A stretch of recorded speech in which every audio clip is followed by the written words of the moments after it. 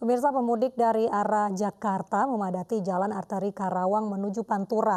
Mereka memilih mudik awal karena untuk menghindari penerapan larangan mudik.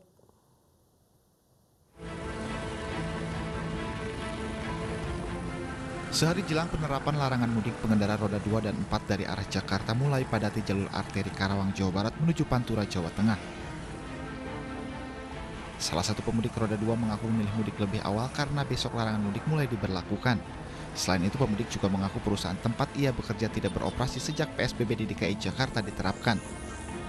Punya nanti kalau melebihi tanggal 24 dan kita di kota nggak punya duit, nggak punya bekal buat makan, nanti kita bingung. Soalnya nggak ada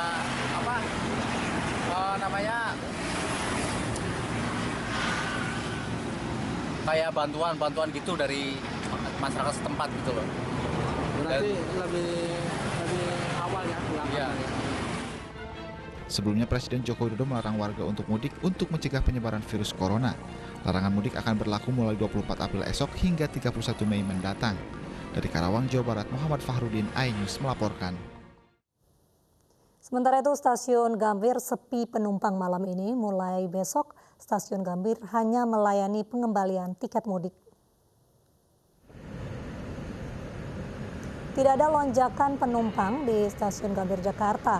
Mulai besok, PT KAI pun membatalkan seluruh keberangkatan kereta jarak jauh dan hal ini merespon larangan mudik dari pemerintah pusat.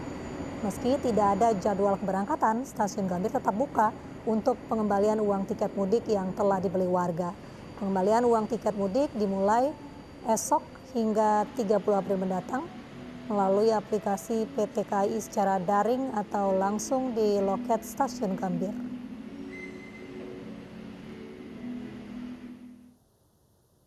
PT Kereta Api Indonesia membatalkan seluruh perjalanan kereta api jarak jauh dan juga kereta api lokal. Pembatalan jadwal berlaku mulai esok hari.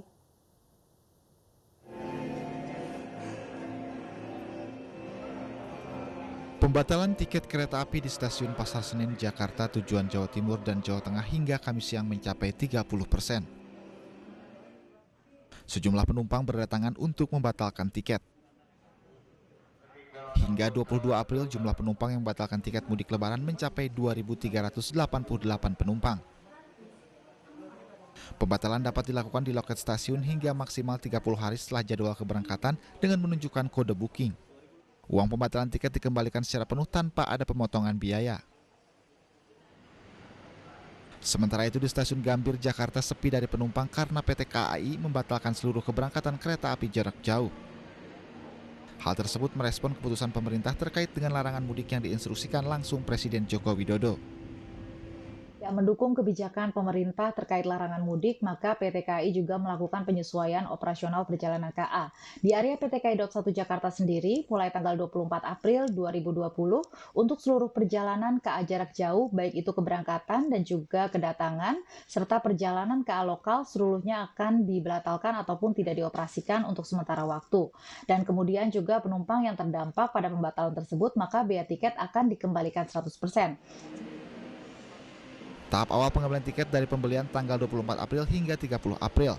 Untuk bulan depan masih menunggu instruksi dari pemerintah pusat. Dari Jakarta, tim liputan iNews melaporkan. Jelang pemberlakuan larangan mudik Jumat besok, lonjakan pemudik terjadi hari ini di sejumlah terminal. Mereka nekat mudik karena khawatir tinggal di zona merah corona dan tidak lagi memiliki pekerjaan.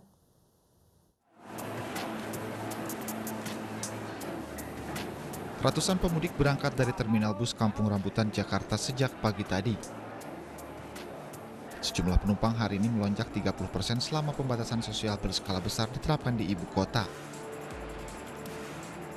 Mayoritas pemudik berangkat ke berbagai daerah di Jawa Barat. Setiap pemudik dan kendaraan juga wajib menjalankan protokol kesehatan pencegahan virus corona. Penumpang yang masuk itu dari manapun datang ke terminal Kampung Rambutan dicek suhu. Lanjut diarahkan untuk cuci tangan di Westapel yang terminal sudah disiapkan. Pak, ini kan sudah ada larangan mudik dari pemerintah, tapi kenapa Pak ini mereka pada milih untuk mudik Pak? Itu ada himbauan setiap 15 menit dari terminal Kampung Rambutan. mengingat situasi PSBB yang pemerintah udah keluarkan, makanya dibatasi. Untuk kendaraan yang maksimalnya 50, kita 50% dikurangin, berarti cuma 25 yang bisa diangkut setiap kendaraan ya. Antrean penumpang juga terjadi di Terminal Pulau Gebang, Jakarta. Para pemudik berangkat ke kampung halaman sebelum larangan mudik efektif berlaku Jumat besok. Sebagian dari pemudik beralasan khawatir berada di zona merah corona dan sudah tidak memiliki kegiatan di ibu kota sejak pemberlakuan PSBB.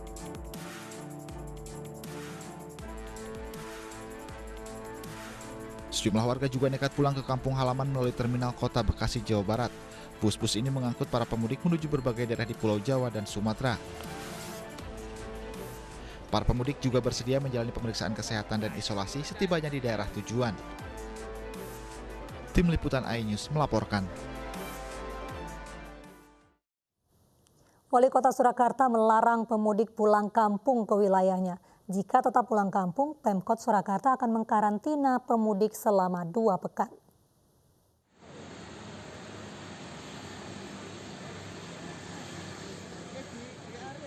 Wali Kota Surabaya menilai larangan mudik pemerintah pusat sudah terlambat.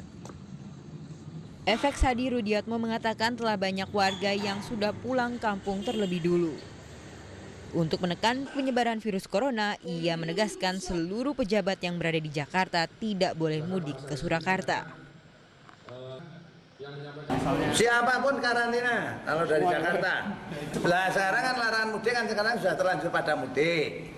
Nah sekarang yang ditegaskan betul yang belum mudik. Nah kalau larangan mudik itu sudah dilarang betul, ya sekaligus transportasi berhentikan. VVIP juga dilarang tadi, Pak. Nah kalau yang mana buat VVIP ya VVIP jangan ke Solo. Masa VVIP tak karantina neng Geraha Wisata ya. Pemkot Surakarta pun telah menyediakan 3 tempat karantina untuk warga yang memaksa mudik, yakni di Geraha Wisata Niaga, Dalam Joyo Suruyan, dan Dalam Priyo Suhartan. Malah tambah wawasan mas itu aslinya, banyak kenalan dari mana orang ini, orangnya dari mana, itu bisa malah jadi tambah wawasan, tambah kenalan, tambah teman, tambah keluarga gitu ya, malah enak ya, enak, intinya dienakin aja lah. Pemkot Surakarta pun melibatkan warga di tingkat RT RW untuk mengawasi pemudik yang datang. Dari Surakarta, Jawa Tengah, Wahyu Suhendro, iNews melaporkan. Pemirsa, Ramadan tahun ini akan terasa berbeda bagi seluruh umat muslim karena bertepatan dengan pandemi corona. Kementerian Agama Republik Indonesia dan Otoritas Fatwa Arab Saudi mengimbau agar umat muslim melaksanakan seluruh ibadah Ramadan di rumah masing-masing.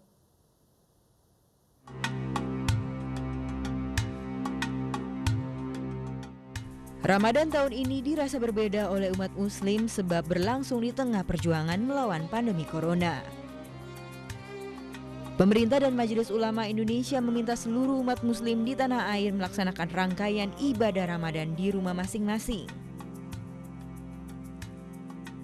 Mulai dari salat tarawih, tadarus Al-Quran, hingga buka puasa. Hal ini demi mencegah penyebaran virus corona.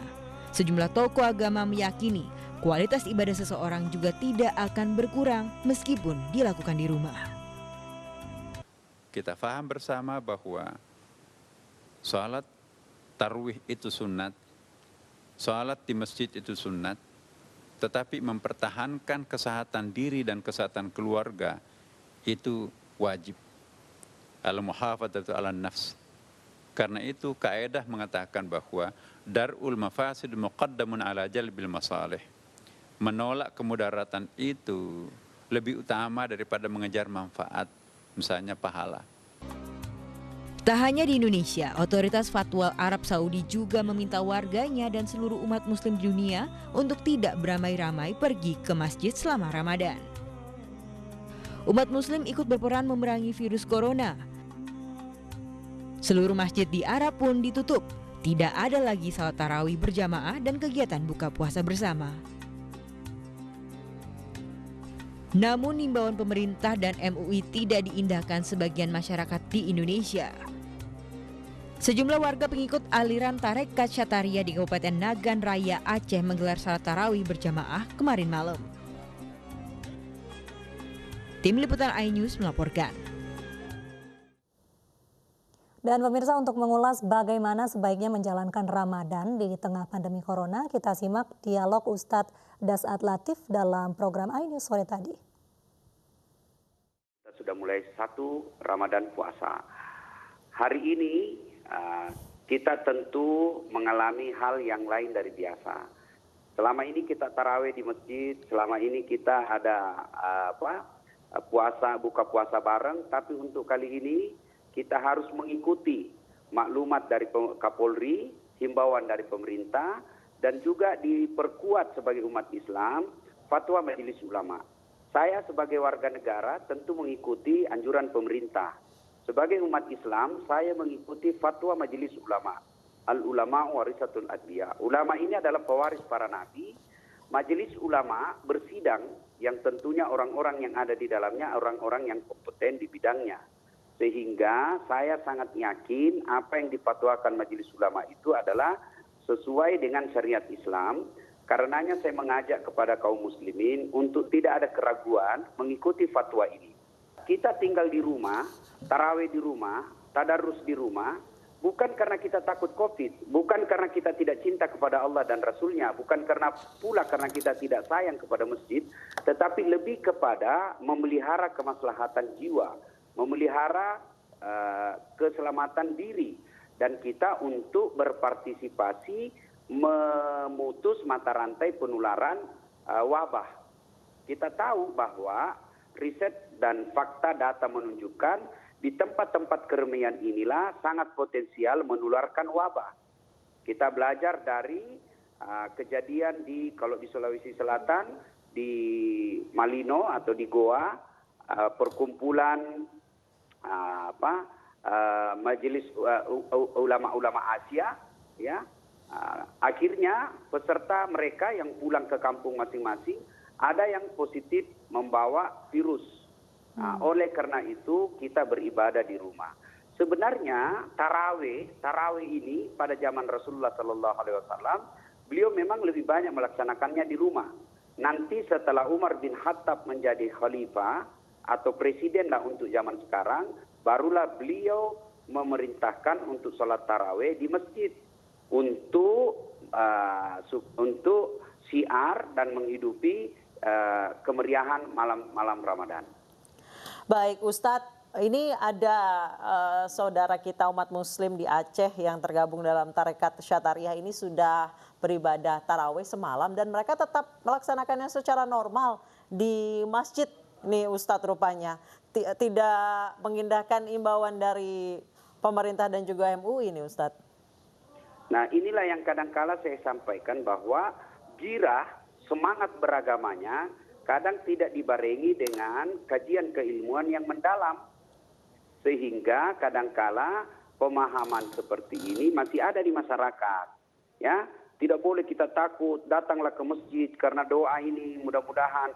Tidak seperti itu. Rasulullah, jangankan wabah, pada zaman Rasulullah hujan keras, ya, belum lagi wabah, hanya hujan keras dan tanah waktu itu berlumpur sehingga diazankan bukan lagi hayya 'alas shalah, mari mendirikan sholat di masjid, tapi disampaikan sholatlah di rumah kalian masing-masing. Ini baru dalam keadaan tanah berlumpur, apalagi wabah yang diyakini seperti sampai sekarang ini sangat berbahaya dan mengancam keselamatan jiwa kita. Jadi sebaiknya aktivis-aktivis Islam, ulama-ulama lebih giat memberikan pemahaman secara baik kepada masyarakat awam yang masih untuk ngotot tetap tarawih di masjid dengan mengumpulkan banyak orang. Disinilah fungsinya pemerintah, dalam hal ini Satpol PP atau polisi bekerja sama dengan Kementerian Agama untuk memberikan pemahaman.